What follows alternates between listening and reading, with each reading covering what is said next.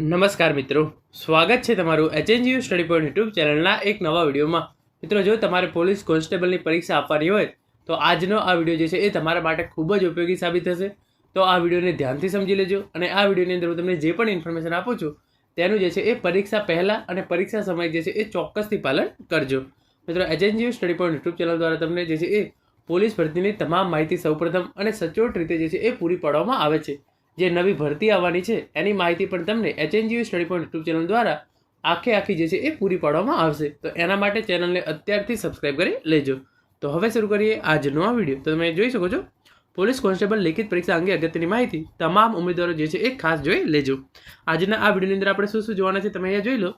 Gujarat police constable લેખિત પરીક્ષા 2025 પરીક્ષા પહેલાં તમામ ઉમેદવારો ખાસ જોઈ લેજો.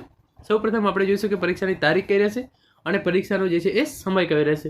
પછી આપણે જોઈશું કે પરીક્ષા સેન્ટર પર તમારે જે છે એ કેટલા વાગે પહોંચી જવાનું છે અને તમે જ્યારે પરીક્ષા આપવા માટે જાઓ છો તમારે ત્યારે કયા ડોક્યુમેન્ટ જે છે એ સાથે લઈ જવાના છે અને પાર્ટ એ અને પાર્ટ બી અંગે પણ જે છે એ કેટલીક સૂચનાઓ આપણે આજના આ વિડીયોની અંદર જોવાના છીએ.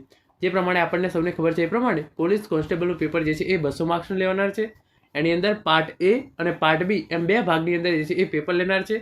તો પાર્ટ એ કઈ રીતે આવશે, પાર્ટ બી કઈ રીતે આવશે, તમારી OMR કેવી આવશે, એ તમામ માહિતી જે છે એ હું તમને જણાવવાનો છું. તો સૌપ્રથમ આપણે જોઈ લઈએ કે પરીક્ષાની તારીખ અને જે છે એ સમય કયો રહેશે. તો તમે જોઈ શકો છો પરીક્ષાની તારીખ અને પરીક્ષાનો સમય. તો સૌપ્રથમ તમારું જે અહીંયા પરીક્ષાનું સેન્ટર આપવામાં આવેલું છે એ તમામ ઉમેદવારો માટે અલગ અલગ હશે. તો તમારું જે સેન્ટર છે એકવાર તમારે જે છે એ ગૂગલ મેપની અંદર સરખી રીતે ચેક કરી લેવાનું છે.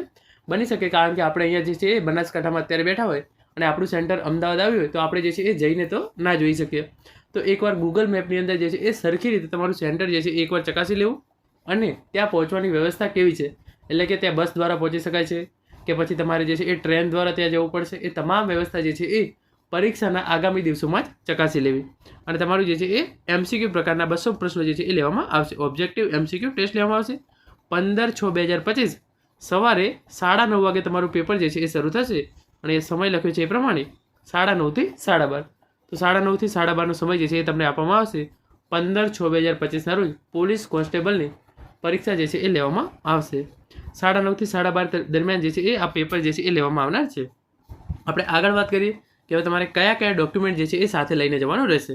તો ઉમેદવારે પોતાની ઓળખ માટેનો પુરાવો અસલમાં જેવું કે Aadhaar card, driving licence, PAN card, ચૂંટણી કાર્ડમાંથી કોઈ એક પુરાવો પોતાની સાથે રાખવાનો રહેશે તથા લેખિત પરીક્ષા દરમિયાન જરૂર જણાય તો રજૂ કરવાનો રહેશે. તો તમારે Aadhaar card, driving licence, PAN card કે ચૂંટણી કાર્ડ એમાંથી જે પણ ડોક્યુમેન્ટ તમારા જોડે હોય તમારે જે છે એને ઓરિજિનલ તમારા સાથે લઈ જવાનું છે.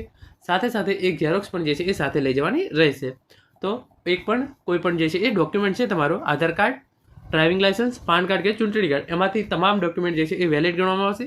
તમારે એ સાથે લઈ જવાનું રહેશે, ઓરિજિનલ અને એક ઝેરોક્સ. અને આ જેણે જે છે એ નામની અંદર સુધારો કરાવે એમના માટે ઓનલાઈન અરજી કરતી વખતે ઉમેદવારનું પૂરું નામ ધોરણ 12ની માર્કશીટ મુજબ નાખવામાં આવેલું હતી. જો ઓળખપત્ર અને કોલ લેટરના નામમાં ફેરફાર હોય તો ઉમેદવારે ધોરણ 12ની માર્કશીટની ઝેરોક્સ અને જરૂરી પુરાવા સાથે રાખવાના રહેશે. તો કયા છે, જ્યારે આપણે ફોર્મ ભર્યું છે ત્યારે જે છે એ તમારે ધોરણ 12ની માર્કશીટ છે એ પ્રમાણે જે છે એ તમારું નામ નાખવાનું રહેશે.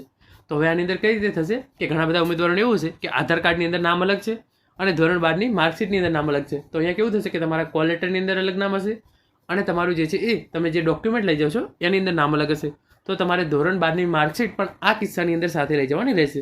જો તમારા નામની અંદર જે છે એ મિસમેચ હોય તો, એટલે કે તમારા આધાર કાર્ડની અંદર નામ અલગ હોય અને તમારા જે છે એ કોલ લેટરની અંદર નામ અલગ હોય તો જે છે એ તમારે ચોક્કસથી તમારા ધોરણ 12ની માર્કશીટ છે અને બીજા જે પણ જરૂરી પુરાવા હોય તે સાથે રાખવાના રહેશે.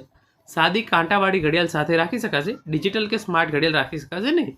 તો તમે જે છે એ સાદી કાંટાવાળી ઘડિયાળ સમય જોવા માટે રાખી શકો છો. ડિજિટલ કે સ્માર્ટ વોચ જે છે એ તમે સાથે રાખી શકશો નહીં. હવે આપણે આગળ વાત કરીએ પરીક્ષા સેન્ટર પર તમારે કેટલા વાગે જે છે એ પહોંચી જવાનું રહેશે. લેખિત પરીક્ષા માટે જણાવેલ કેન્દ્ર ખાતે સવારે 7:30 વાગે રિપોર્ટ કરવાનો રહેશે. 8.5 કલાક બાદ કોઈ પણ સંજોગોમાં પરીક્ષામાં પ્રવેશ આપવામાં આવશે નહીં, જેની તમામ ઉમેદવારોએ નોંધ લેવી. તો તમારી પરીક્ષા જે છે એ 9:30 શરૂ થનાર છે અને એના માટે સવારે 7:30 વાગ્યાથી તમને જે છે એ કેન્દ્રની અંદર બેસવાની જે છે એ વ્યવસ્થા શરૂ કરી દેવામાં આવશે અને 8:30 પછી કોઈ પણ ઉમેદવારને એન્ટ્રી આપવામાં આવશે નહીં. 8:30 અહીંયા લખ્યું છે તો 8:30 જે છે એ કડક રીતે પાલન કરવામાં આવે છે. તમે 8:31 જશો તો પણ તમને જે છે એ પરીક્ષા કેન્દ્રની અંદર જવા દેવામાં આવશે નહીં. તો 8:30 પછી કોઈ પણ સંજોગોમાં કોઈ પણ ઉમેદવારને જે છે એ એન્ટ્રી આપવામાં આવશે નહીં. તો જો તમે ખરેખર સારી એવી તૈયારી કરી હોય અને પોલીસ કોન્સ્ટેબલની પરીક્ષા આપવા માંગતા હોય તો 8:30 પહેલાં પરીક્ષા સેન્ટર પર જઈ અને રિપોર્ટિંગ જે છે એ ચોક્કસથી કરાવી લેજો. તમારે જે છે એ બની શકે છે કે તમારી જે શાળા છે એ તમારા જિલ્લાની બહાર આપવામાં આવી છે, તમામને આપણને ખબર છે. તમને શાળા ના મળે એવું કંઈ પણ એવા સંજોગો હોય તો એક દિવસ અગાઉ જે છે એ પરીક્ષા કેન્દ્રની નજીક પહોંચી જવું ખૂબ જ સારું રહેશે. તો 7:30 જે છે એ રિપોર્ટિંગ શરૂ થઈ જશે અને 8:30 પછી કોઈ પણ સંજોગોની અંદર પરીક્ષા સેન્ટર પર પ્રવેશ જે છે એ આપવામાં આવશે નહીં. અને તમારું ત્યાં બાયોમેટ્રિક અને ફોટોગ્રાફી વેરિફિકેશનની કામગીરી પરીક્ષાના દિવસે સવારે 7:30 વાગ્યાથી શરૂ કરવામાં આવશે, જેની તમામ ઉમેદવારોએ નોંધ લેવી. તો તમારું જે છે એ બાયોમેટ્રિક વેરિફિકેશન કરવાનું છે એ પણ સવારે 7:30 જે છે એ કરવામાં આવશે. અને 12:30 પરીક્ષા પૂરી થઈ ગઈ ત્યારે પછી OMR શીટ જમા કરાવી અને OMR શીટ સીલબંધ કવરમાં પેક થયા બાદ જ ઉમેદવારોએ વર્ગખંડ અને પરીક્ષા કેન્દ્ર જે છે એ છોડવાનું રહેશે.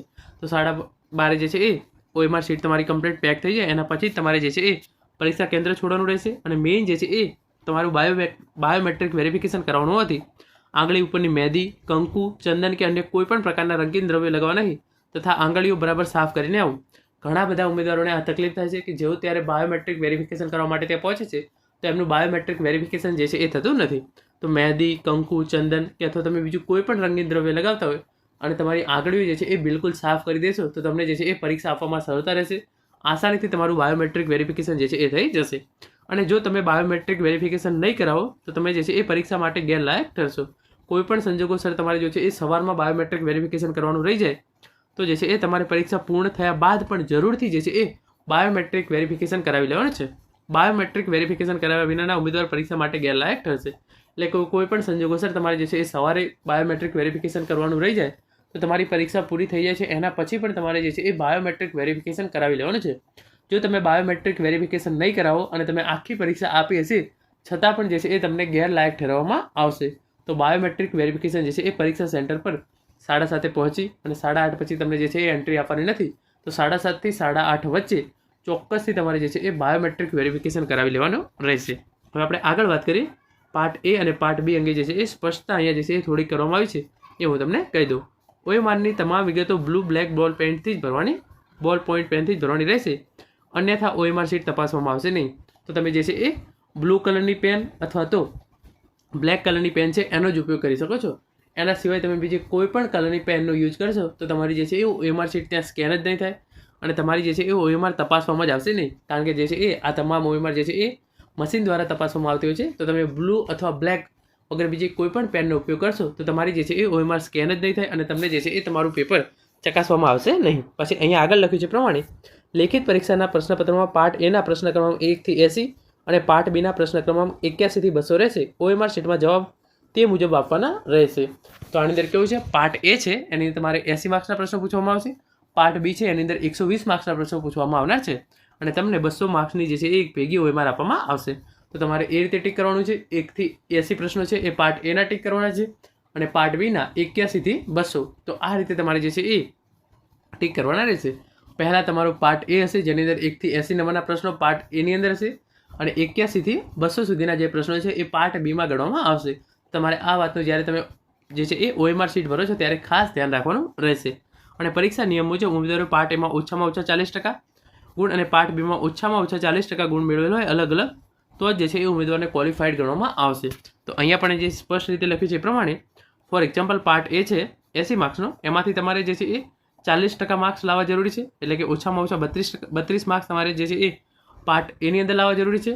અને પાર્ટ B જે છે એ 120 માર્ક્સનો છે તો એના આપણે 40% કેટલા થાય, 12 ચોક 48. તો એની અંદર 48 માર્ક્સ લાવવા જે છે એ કમ્પલસરી છે. પાર્ટ A ની અંદર જે 80 પ્રશ્નો પૂછાય છે એમાંથી તમારે 32 માર્ક્સ લાવવા કમ્પલસરી છે અને પાર્ટ B ની અંદર 120 પ્રશ્નો પૂછાશે એમાંથી તમારે 48 માર્ક્સ લાવવા કમ્પલસરી છે.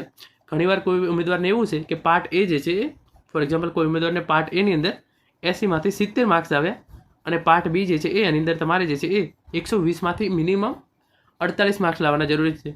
તો આ કિસ્સાની અંદર એ ઉમેદવારને ફોર એક્ઝામ્પલ પાર્ટ B ની અંદર 45 માર્ક્સ આવે છે તો અહીંયા કેટલા થશે, 115 જેવા માર્ક્સ હશે અને કટ ઓફ જો છે એ ફોર એક્ઝામ્પલ 90 માર્ક્સે જટ્યું અને તમારું 115 માર્ક્સ થવા છતાં તમને જે છે એ ફાઇનલ મેરિટમાં ગણવામાં આવશે નહીં. કારણ કે તમારે બંનેની અંદર અલગથી 40% માર્ક્સ લાવવા કમ્પલસરી છે. તો મિત્રો આ હતો આજનો વિડીયો જેની અંદર આપણે પોલીસ કોન્સ્ટેબલની પરીક્ષા આપવા જાઓ એના પહેલાં તમારે કઈ બાબતોનું ધ્યાન રાખવું એના વિશેની સંપૂર્ણ માહિતી મેળવી છે. આશા રાખું છું આજનો આ વિડીયો જે છે એ તમને ચોક્કસથી ઉપયોગી થશે. Thank you so much for watching.